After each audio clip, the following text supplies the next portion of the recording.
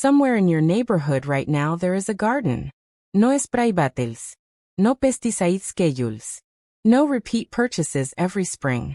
And somehow, that garden is producing clean, healthy, untouched vegetables while every other garden on the street is fighting the same pest battle it lost last year. What does that gardener know that you don't? It is not a secret product. It is not an expensive system. It is not something you need to order online and wait 3 weeks for. It is 10 plants. 10 specific perennials growing quietly in that garden, running a full pest defense operation that most gardeners in America, the UK, and across Europe have never once been told about. And the most shocking part? At least 3 of them are plants you have probably seen before, maybe even pulled out of the ground yourself, because nobody ever told you what they were actually doing. That stops today. Welcome to Evergreen Garden Life. If you are watching this and you are tired of losing the same pest battle every single season, please like this video and subscribe to this channel right now. Here is what nobody in the gardening industry wants you to sit down and actually think about. The pest problem in your garden is not random. It is not bad luck. It is not because you are doing something wrong as a gardener. The real reason pests keep coming back season after season is because most of us were handed a solution that was never designed to eliminate the problem. It was designed to manage it just enough to keep you buying. Spray bottles treat symptoms. They do not treat the cause. And every time you apply a chemical pesticide, you are doing something far more damaging than you might realize. You are killing the beneficial insects alongside the destructive ones. You are stripping your soil of the microbial life it depends on. You are building chemical resistance in the very pest populations you are trying to eliminate. And you are doing all of that while spending money you did not need to spend on a problem that was already solved thousands of years before the first pesticide bottle ever hit a store shelf. Gardeners in ancient Europe, across the American colonies, and throughout the agricultural history of the United Kingdom were not walking around with spray bottles. They were using plants. Specific plants, deliberately chosen, deliberately placed, working together as a living defense system around everything they grew. And the reason it worked then is the exact same reason it works now. Because the biology has not changed. The insects have not changed. The chemistry locked inside these plants has not changed.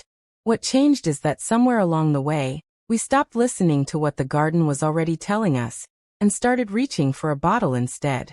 That is what today's video is about. Not theory. Not vague suggestions. 10 specific perennials, the real biological reason each one works, and exactly how to use them together, so your garden starts defending itself from the ground up. Plant them once. They come back every year. And every year they come back stronger, more established, and more chemically potent than the season before. This is not a temporary fix. This is a permanent shift in how your garden operates. Let's start with the one that surprises people the most every single time it comes up. Lavender. You already know it. You have seen it in gardens across the English countryside, in yards across the American South, in window boxes all across France and Italy. Most people think of it as a pretty plant with a nice smell. What almost nobody understands is the precise biological reason that pests genuinely cannot tolerate being near it. Lavender produces 2 compounds inside the tiny glandular hairs covering every part of the plant: linalool and linylyl acetate. To us, that fragrance is calming and familiar. To moths, fleas, flies, mosquitoes, and silverfish, those 2 compounds completely overwhelm their olfactory system. Their ability to navigate shuts down. They turn around before they ever get close to whatever you planted nearby. That is not poetic language. That is the actual biological mechanism happening in real time, every single day, in any garden where lavender is properly placed. And that word, properly, is everything. 1 lavender plant sitting alone in a border is decoration. 3 lavender plants spaced 18 inches apart along the edge of a bed is a continuous scent barrier. The combined output of 3 plants does not just triple the protection. It creates a wall of chemistry that redirects flying pests before they ever reach your vegetables. 1 plant cannot do that. 3 plants, deliberately positioned, absolutely can. Planted along bed borders, near your roses, beside vegetable patches, and at doorways and patios where mosquitoes gather at dusk. Leave 1/3 of the green growth standing when autumn comes. Cut it to the ground, and it may not return. Leave that growth in place and it comes back strong every spring, ready to work another full season for free. Now let's talk about a plant that most gardeners in the United States and Europe walk right past without ever realizing what it is capable of. Catmint. Yes, it is related to catnip. Set that aside completely because what catmint does to the insect population surrounding a garden deserves your full attention. Researchers confirmed that nepetalactone, the active compound inside catmint, is roughly 10 times more effective at repelling mosquitoes than DEET, the synthetic chemical that most commercial bug sprays are built around. 10 times more effective. Growing in a perennial that comes back every year at zero cost once it is established. Mosquitoes are only the beginning. Catmint repels aphids, Japanese beetles, flea beetles, squash bugs, and weevils. The reason it works across so many different pest species is that nepetalactone mimics a warning pheromone that insects use to signal danger to each other. The chemical equivalent of this area is not safe, leave immediately. When insects detect it in the surrounding air, their instinct drives them away from the entire zone, not just the plant itself. Cut it back by half after the first bloom in early summer. It rebounds within 2 to 3 weeks with a fresh flush of flowers and, more importantly, fresh young foliage carrying the highest concentration of that compound for the entire growing season. Most gardeners never trigger that second growth. Now you will. If you are still watching and you have not subscribed yet, I want you to think about something honestly. The information in this video took real research, real time, and a genuine commitment to giving you something that actually changes how your garden works. This is not a list you can find anywhere. This is a system. And there is more of this every single week on this channel. If you leave without subscribing, you are going to miss the next one. And the one after that. Hit that subscribe button right now, and make sure you never have to play catch up again. The third plant on this list does something that nothing else covered today can match. Yarrow. This plant has been used for over 3,000 years across Europe, the American colonies, and throughout the agricultural world. And modern science has finally explained in precise detail exactly why it works so well. What makes yarrow genuinely different from every other plant on this list is that it does not just repel pests. It recruits an army to fight them for you. And it runs both operations at the exact same time. Yarrow's feathery foliage releases camphor and borneol into the surrounding air, creating an airborne chemical barrier that aphids find genuinely intolerable. That alone would make it worth planting. But yarrow goes further. Its flat-topped flower clusters are perfectly structured landing platforms for parasitic wasps, hoverflies, and lacewings. These are the insects that eat aphids, caterpillars, and whitefly larvae. A single lacewing larva can consume up to 200 aphids in 1 week. Yarrow pulls them into your garden and gives them a reason to stay permanently. And here is the counterintuitive fact that most gardening content gets completely backwards. Yarrow performs better in poor to average soil.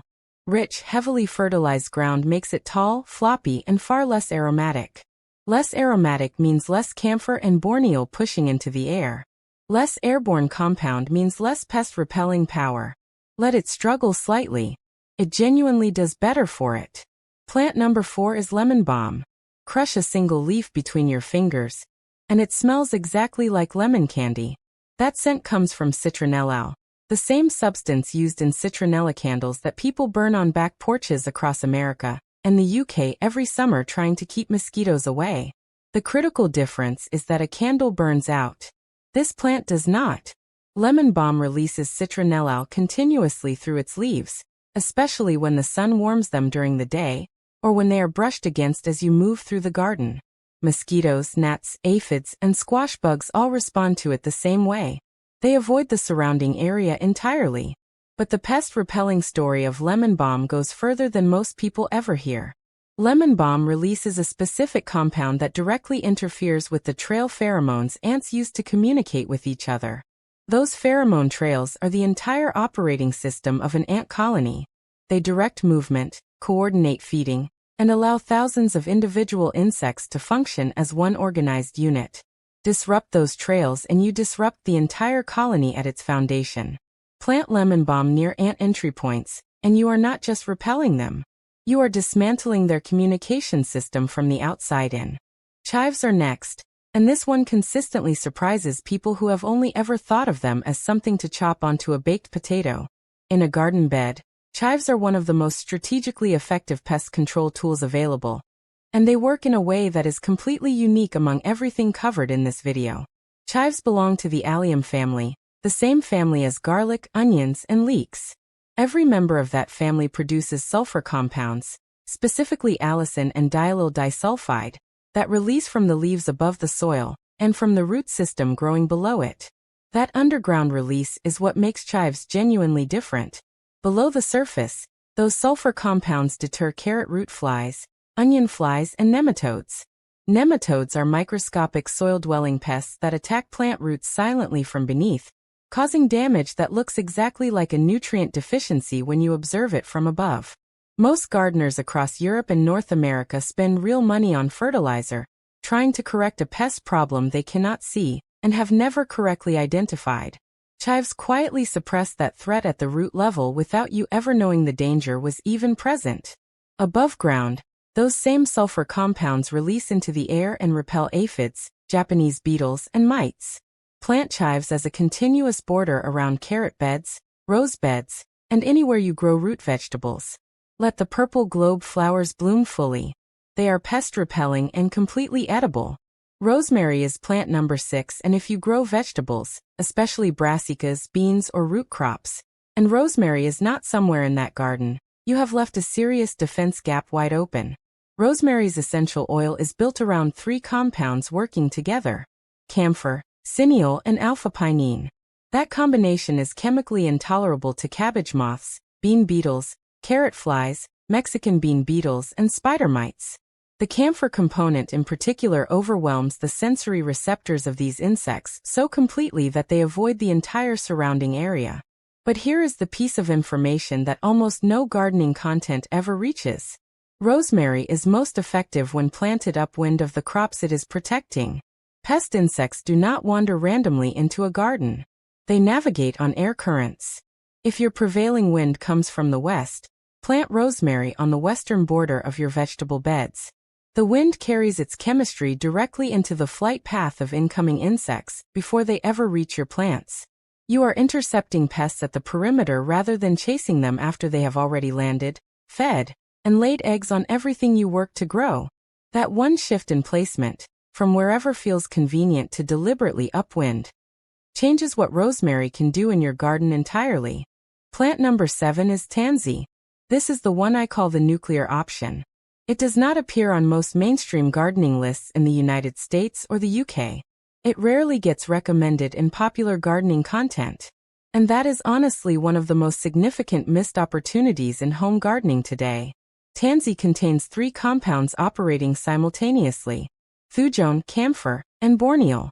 That specific combination repels ants, cucumber beetles, squash bugs, Japanese beetles, Colorado potato beetles, houseflies, and mosquitoes. In colonial America, tansy was rubbed directly onto meat during summer months to keep flies off it. It was packed around doorways and window frames across European households to stop ants from entering. This plant has been solving pest problems for centuries. Long before the chemical pesticide industry existed. Long before spray bottles became the default answer to every garden problem. But here is the critical information you must know before you put tansy in the ground. Because skipping this turns an extraordinary asset into a genuine problem. Tansy spreads aggressively.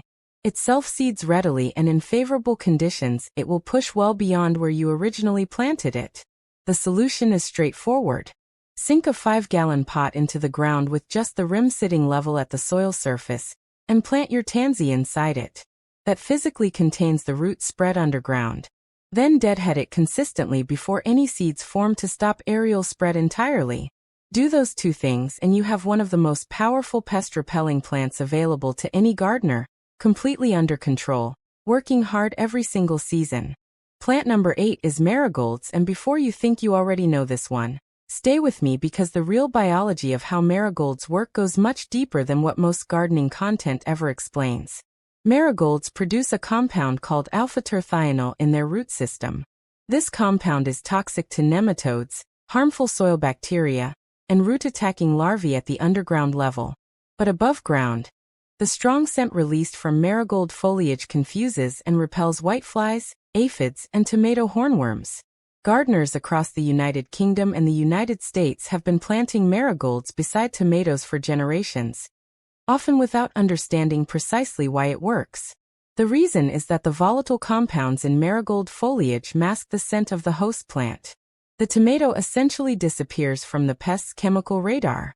Plant French marigolds specifically, Tagetes patula, as they carry the highest concentration of that root compound and produce the densest aromatic foliage of any variety. Pack them in tight along the edges of tomato beds, and let them do the work they have been doing in gardens for centuries. Plant number 9 is mint, and this one comes with both extraordinary power and a very important warning that you need to hear before you ever put it in open ground. Mint contains menthol and pulgone, 2 compounds that repel aphids, flea beetles, ants, and cabbage moths with remarkable effectiveness. The scent disrupts the host-locating ability of flying pests and masks the chemical signature of nearby vegetables so completely that many insects simply cannot find what they came for and move on. Here is where the warning comes in. Mint is one of the most aggressively spreading plants you will ever grow. In open soil, it will take over an entire bed within a single season.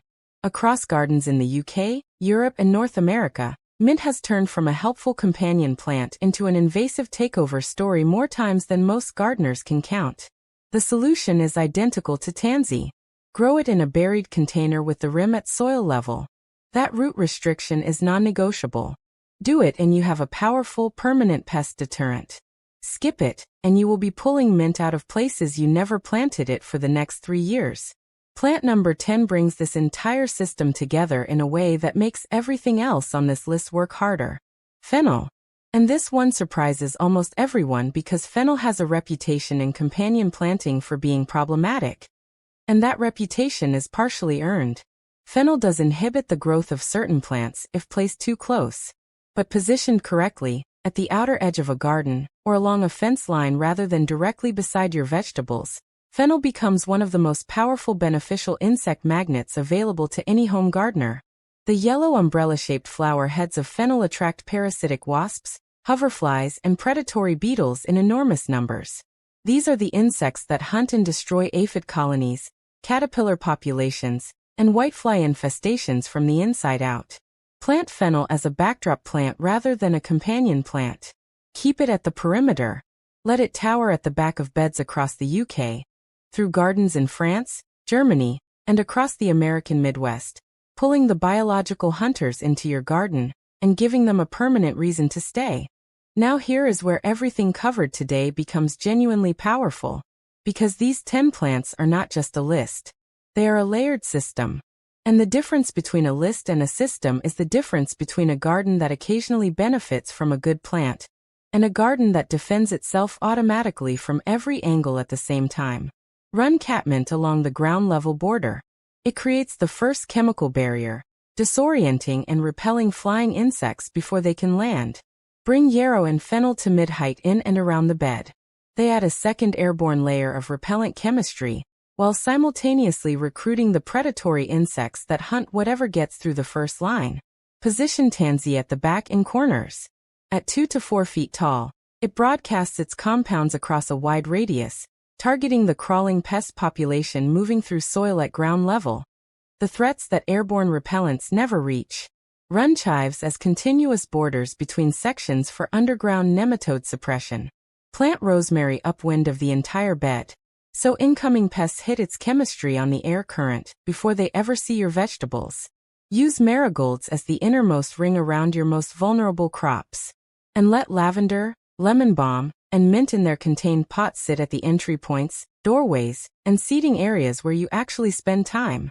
That is 5 distinct biological defense layers operating simultaneously, covering airborne pests, crawling pests, soil pests, and the human spaces around the garden. All running without a single spray, without a single repeat purchase, and without a single intervention from you once they are established. Every plant on this list is a perennial. Put them in the ground once, and they come back every year. Not the same size they were when you planted them. Bigger. More established. More chemically potent. More effective than the season before. The longer they are in the ground, the harder your garden works automatically.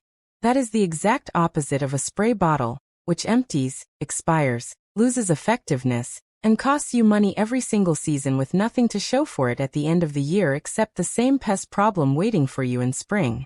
If you have been watching this entire video and you still have not subscribed to Evergreen Garden Life, I want you to genuinely think about what that means for you. Because next week there is another video going up on this channel at exactly this level of detail. The week after that, another one. Every single week, information this researched, this specific, and this actionable is being put out for gardeners who are serious about growing better without spending more. If you are not subscribed, you will not see it. You will miss it completely. And you will keep making decisions about your garden without the information that could have changed everything. That is not a small thing. That is another season gone. Another round of the same problem. Another year of your garden working against you instead of for you. Subscribe right now. Hit the notification bell. Share this video with one gardener you know who is still reaching for the spray bottle every spring, because they deserve to know this too. Your garden already has everything it needs to defend itself. It has been waiting for you to plant the right things in the right places. 10 perennials. 1 system. 0 spray. Start this weekend with yarrow if you are in zones 3 through 9. Easiest to find, nearly impossible to kill, and it begins recruiting beneficial insects the moment it flowers. Start with rosemary if you are in zone 7 and above. Get it upwind of your vegetable beds, and let it begin intercepting pests on the very first warm day of the season. 1 plant this weekend. That is how a self-defending garden starts. And once it starts, it never stops.